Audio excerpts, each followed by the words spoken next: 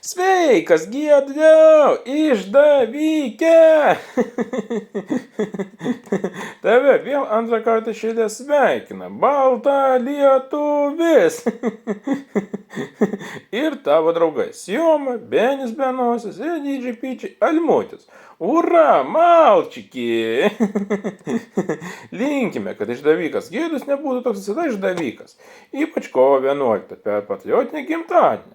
Na, bet šiaip, mum pohui, kam nepasitaiko, ypač kaip išdavikams. Ten niekas niekada neturės tai skaudinti geros širdies. Tegul žiedai vaisius nokina, tik didelius ir tik sveikus. Tegul palaimina ir gina visus globojantis dangus. Gimtadienis tai neša pilną kraitelę laimės ir skalsos. O širdį didelę ir kilnę tavasis angelas globos. Šią ypatingą dieną tau linkime skandinaviško jaukumo, škodiško atkaklumo, indiško šokio laisvės. Ispanų temperamentinės mes ir lietuvišką namų jaukumą su gimtadieniu. Dar vienas anekdotas tą progą. Giedriau, kodėl tu tortą pjauni liniuotę? Kad visiems būtų po lygiai. O kam dar ir svarstykas atsineši, kad po gimtadienį niekas nesakytų, kad gimtadienį išdaviau. O dar tu pagosinat suopė ir ambinat dekome dainą telėdų. Tai ką, hebra, banom dainuošinimą nusidainuoti. Tai ką padėkim, gerą klausimusi.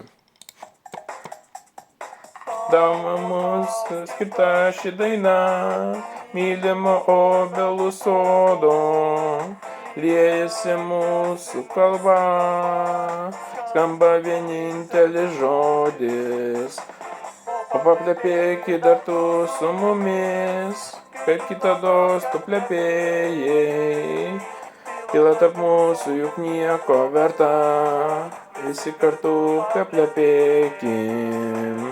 Brangus žodį, koksai tu pigus, nuneša žiedlapius vėjas, tyla tarp mūsų juk nieko verta, visi kartu paplepėkim.